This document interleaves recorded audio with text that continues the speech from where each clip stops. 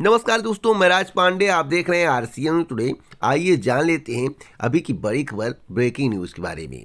अभी की latest update के बारे में बात करेंगे, पूरी खबर विस्तार से देंगे। सच को सच कहेंगे, झूठ को झूठ कहेंगे, न पक्ष न विपक्ष, वल्ली निष्पक्ष। आपके प्यार और दुलार ने हमें बहुत आगे बढ़ाया। आपके प्यार दुलार के कारण मैं लगातार वीडियो डालता रहता हूँ, सच्चाई से आपको रूबरू कराता हूँ। आप उसका परिणाम हमें दे रहे हैं। जैसा कि आप अपनी स्क्रीन पर देख रहे हैं, मेरा कोई ऐसा वीडियो नहीं है जिसमें 90% से कम लाइक आता हो। कुछ लोगों को छोड़ दिया जाए तो आप स्क्रीन पर देखिए 94% like, 94.7% like, 93.7% like, 95.9% like, 93.9% like, यानी कि 95, 93, 90 इसी तरह से लाइक रहता है। ज़्यादातर 95, 97, 98% तक लाइक जाता है। तो आप लोगों का प्यार और दुलार है। जिस तरह से आप मुझे प्यार दुलार दे रहे हैं, उसी तरह से मैं आपको ऑथेंटिक जानकारी भी देता हूं। आइए आज के विभिन्न समाचार पत्रों में जो भी खबरें हैं उसके बारे में जान लेते हैं। आपसे संबंधित कई खबरें हैं, यूपी, बिहार सहित कई राज्यों की खबरें इस चैनल के माध्यम से आपको मिलती है, जो कि ऑथेंटिक होती हैं। मैं कहता हूं कि समाचार पत्रों की हर एक बात सही नहीं होती है। जो सही होती है आपको पता नहीं होता है, उसी से मैं आपको रूबरू कराता हूं। तो आइए पहली खबर को देख लेते हैं। उससे पहले वीडियो को लाइक शेयर जरूर कर दें। पहली खबर है कि प्रवक्ता और एलटी शिक्षकों को जल्द मिलेगी प्रोन्नति। तो बहुत ही अच्छी खबर है, तैयारियां चल रही हैं। एक और महत्वपूर्ण खबर है, प्रवेश प्रक्रिया जल्द पूरी किए जाने की मांग की जा रही। छात्र संघ बहाली की मांग को लेकर संयुक्त संघर्ष समिति के बैनर तले इलाहाबाद विश्वविद्यालय में 654 दिनों से आंदोलन कर रहे छात्रों ने मांग की है कि स्नातक एवं प्राय स्नातक में सत्र 2021 से 22 की प्रवेश प्रक्रिया शीघ्र पूरी की जाए। छात्रों का कहना है कि प्रवेश प्रक्रिया नवंबर से शुरू हुई थी और फरवरी तक पूरी नहीं हो पाई है। अब पूरा होगा या नहीं, तो मैं आपको बताना चाहता हूं, इस पर विचार किया जाएगा और जल्द पूरा कर लिया जाएगा। अगली अपडेट है कि प्रदेश में कल से खुलेंगे स्कूल कॉलेज। आज जारी किया जा सकता है आदेश। तो आपको आज आदेश 3 से 6 बजे के बीच में देखने को मिल सकता है, जो मुझे जानकारी प्राप्त हुई है। अगली अपडेट है कि स्टार प्रचारकों को पर्याप्त सुरक्षा मुहैया कराई जाए, ऐसा चुनाव आयोग का कहना है। चुनाव आयोग ने कहा है कि जिन 5 राज्यों में चुनाव चल रहे हैं वहां पर सभी राजनीतिक दलों के स्टार प्रचारकों को पर्याप्त सुरक्षा मुहैया कराई जाए। 2 दिन पहले ही पश्चिमी उत्तर प्रदेश में AIMIM प्रमुख असुसुद्दीन ओवैसी की कार पर फायरिंग किए जाने की घटना सामने आई थी। बता दें कि उत्तर प्रदेश, उत्तराखंड, पंजाब, मणिपुर में विधानसभा चुनाव है। मैं आपको बता दूं, उत्तर प्रदेश, उत्तराखंड, पंजाब बहुत ही अहम है और इसके लिए बीजेपी के द्वारा पूरा दमखम लगाया गया है। समाजवादी पार्टी के द्वारा पूरा दमखम कर लगाया गया है। आपको क्या लगता है कि उत्तर प्रदेश सहित अन्य राज्यों में किसकी सरकार बनेगी? आप लोग अपनी राय कमेंट बॉक्स में जरूर दें। एक और महत्वपूर्ण खबर है जिसके संबंध में आपको जानकारी होना आवश्यक है। देखिए, शोध लगातार चलते रहते हैं और कुछ ना कुछ जानकारियां मिलती रहती हैं। चूहों से इंसानों में आया ओमिक्रॉन, ओरिजिन को लेकर बदलता जा रहा है नैरेटिव। तो यहाँ पर देखिए लिखा हुआ है, ओरिजिन को लेकर बदलता जा रहा है नैरेटिव। चूहों से इंसान में आया ओमिक्रॉन। अगर आपको इस खबर को पढ़ना है तो आप इस खबर को पढ़ सकते हैं। कहाँ पे? newsroom@intex.co.in पर। तो आप जाकर इस खबर को जरूर पढ़िए। अगली अपडेट है कि गृह मंत्री अमित शाह आज जारी करेंगे भाजपा का संकल्प पत्र। वित्त मंत्री सुरेश खन्ना की अध्यक्षता में बनी कमेटी ने बनाया है संकल्प पत्र। सवाल है कि बेरोजगारी की बात होगी या नहीं। सभी के जहन में एक सवाल रहता है और मेरे द्वारा आपसे बताया गया था कि 5 तारीख को घोषणा पत्र जारी हो सकता है, लेकिन 5 को जारी नहीं हुआ। क्यों नहीं हुआ? इसका कारण था कि घोषणा पत्र पूर्णतः तैयार नहीं हो पाया था। क्या क्या है इसके संबंध में मेरे द्वारा बहुत पहले बताया गया था। अब आपको देखना होगा इस घोषणा पत्र में कि सरकारी नौकरी का जिक्र है या नहीं, क्योंकि सरकारी नौकरी सबसे अहम है। अगर रोजगार का जिक्र होगा तो रोजगार तो पकौड़ा तलना भी है। या तो रोजगार का जिक्र हो, किस क्षेत्र में रोजगार दिया जाएगा, इसके बारे में घोषणा पत्र में जिक्र होना चाहिए। अगर कहा गया कि 10 लाख रोजगार, 20 लाख रोजगार, 50 लाख रोजगार, 1 करोड़ रोजगार, तो रोजगार अगर आप पकौड़ा तलोगे आप ठेला लगाओगे, आप गुमटी खोल लोगे, तब भी रोजगार की श्रेणी में आ जाएगा और सरकार कह देगी हमने रोजगार दिया है। तो आपको रोजगार पर ध्यान नहीं देना है, आपको देखना है कि बीजेपी के घोषणा पत्र में किस सेक्टर में रोजगार दिया जा रहा है, किस तरह का रोजगार दिया जा रहा है।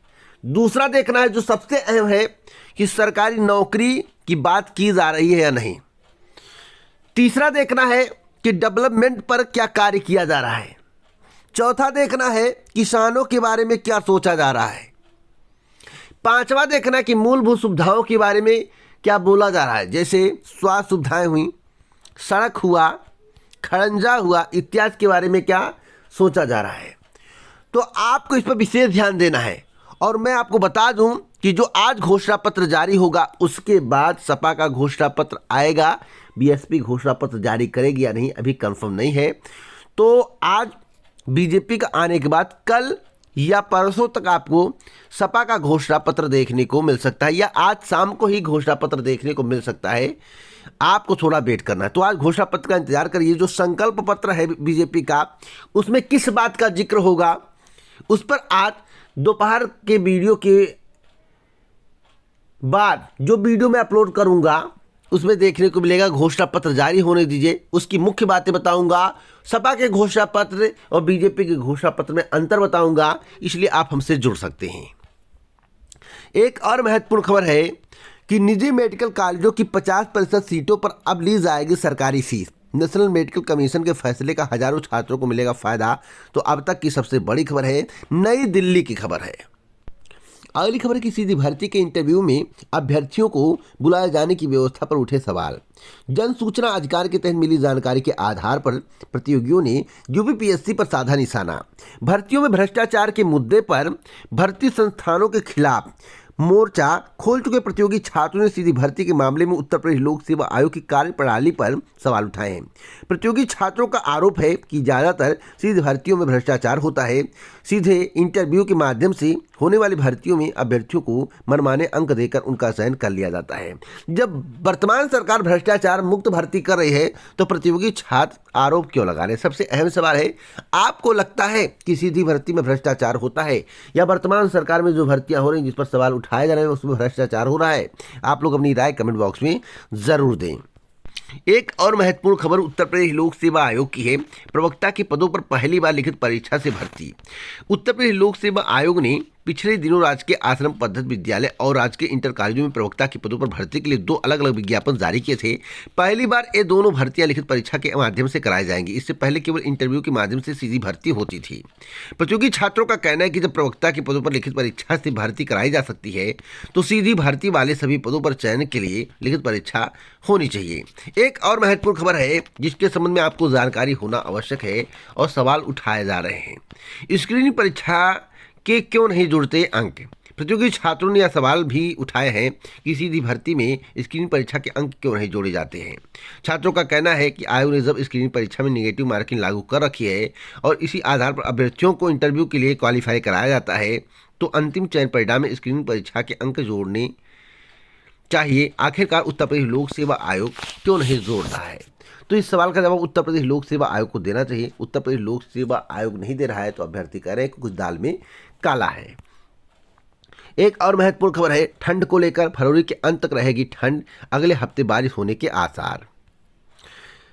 अगली अपडेट कोरोना को लेकर है। कोरोना पर पाबंदियों पर फैसला आज होगा। बिहार की खबर है, बिहार सरकार आज इसके संबंध में बैठक करेगी।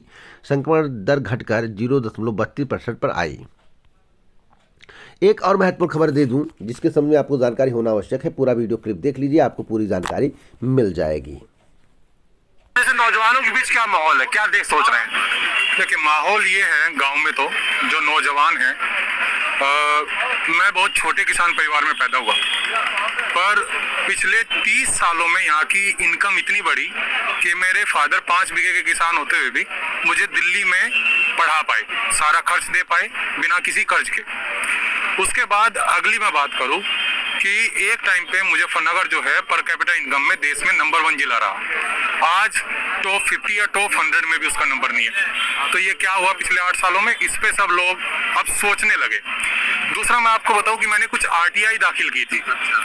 आरटीआई मैंने दाखिल की कि सरकार बहुत दावे कर रही कि हमने इतनी नौकरियां दी, इतना रोजगार मिला, इतनी सरकारी नौकरियां दी।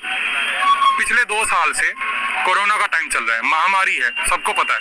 मैंने एक आरटीआई दाखिल की कि आप ये बताइए कि उत्तर प्रदेश में पिछले 5 साल में कितने डॉक्टरों को आपने रिक्रूट किया।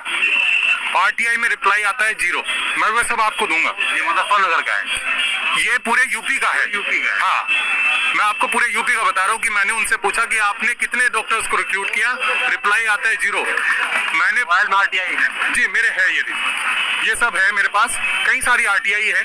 और इसके बाद मैंने एक आरटीआई दाखिल की, जो सरकार बहुत जोर शोर से प्रचार कर रही है कि हम 24 घंटे बिजली दे रहे हैं, ग्रामीण एरिया में 24 घंटे बिजली दे रहे हैं। मैंने आरटीआई दाखिल की कि पिछले 5 साल में कितने थर्मल पावर प्लांट सरकार ने उत्तर प्रदेश में लगाए या टेंडर जारी किए बिजली उत्पादन के लिए। रिप्लाई आता है 0। फिर मैंने आरटीआई लगाई कि 2012 से 2017 के बीच में कितने thermal power plant Uttar Pradesh में लगाए गए। रिप्लाई आता है 19। तो आज लोग इतने बेवकूफ नहीं है कि उनको ये पता ना चले, इंटरनेट का जमाना है, सबको सर्च कर लेते हैं कि कितने बिजली उत्पादन के कारखाने पहले लगे और कितने बाद में लगे। आप आरटीआई कार्यकर्ता हैं क्या? नहीं, मैं आरटीआई कार्यकर्ता नहीं हूँ, लेकिन मुझे लगा कि कुछ जानकारी मुझे चाहिए जो सरकार बता रही है, तो मुझे ये रिकॉर्ड में पता चले। उसके बाद मेरे इस एरिया के ज्यादातर लोग पुलिस और फौज में जाते। मेरे बहुत सारे दोस्त, मेरे सारे दोस्त यूपी पुलिस में या फौज में हैं। तो मैंने देखा कि सरकार कह रही कि हमने इतने लाख लोगों को रिक्रूट कर दिया है। मैंने उत्तर प्रदेश पुलिस के यहाँ पे आरटीआई लगाई। मैंने पूछा कि पिछले 5 साल में आपने कितने लोगों को रिक्रूट किया। आप हंसेंगे जवाब जान के, उन्होंने जवाब दिया कि हमारा काम रिक्रूट करना है, नंबर रखना नहीं है। कि हमने रिक्रूट कर लिया पर हमें नहीं पता हमने कितनों को। लिखित जवाब आया है, ये लिखित जवाब है, मैं आपको दूंगा, आप चलाइएगा इसको कैमरे पे। दूसरा, मैंने फिर उसके बाद आरटीआई लगाई कि आपने जो है, यहाँ पे एक और बात होती है मुजफ्फरनगर का आते ही, क्राइम की बहुत बात होती है। आजकल गर्मी ठंडी इन सब की बात हो रही है। शिमला बनने की अच्छी बात है, हमें खर्च यहीं पे कम हो जाएगा इसमें। मैं पूछा उनसे कि 2012 से 17 के बीच में मुजफ्फरनगर में कितना क्राइम हुआ, हर तरीके का। उसमें मर्डर भी है, उसमें रेप भी है, उसमें जो है चोरी भी है, उसमें जो खेतों में ट्यूबवेल है उन पे चोरी की है, हर तरीके के जो है क्राइम उस पे मैंने पूछा। और 2017 से 2021 के एंड तक का कितना क्राइम हुआ, हर थाने की उन्होंने रिपोर्ट दी। 50 पेज से ज्यादा लंबी वो आरटीआई है, मैं आपको दूंगा वो भी। हर थाने का आप देखिएगा, ब्यूरो वाइज उन्होंने दिया है, एसएसपी मुजफ्फरनगर ने, सब में क्राइम 2 से 3 गुना बढ़ा हुआ है। एक भी थाना ऐसा नहीं है जिसमें क्राइम कम हो मुजफ्फरनगर में। पर प्रचार तो ऐसा किया जाता है कि मुजफ्फरनगर में लॉ एंड ऑर्डर की स्थितियां बहुत व्यापक तरीके से जैसे बदल गई। तो जैसा कि आप लोगों ने देख लिया, हकीकत क्या है, दावे में कितनी सच्चाई है। तो मैं आपको इसी प्रकार की ऑथेंटिक जानकारी हमेशा देता रहता हूं। आप हमसे जुड़ें, चैनल को सब्सक्राइब करें, बेल आइकन दबाएं, ऑल पर सेट कर वीडियो को लाइक शेयर करना मत भूलिए। जय हिंद, जय भारत, नमस्कार।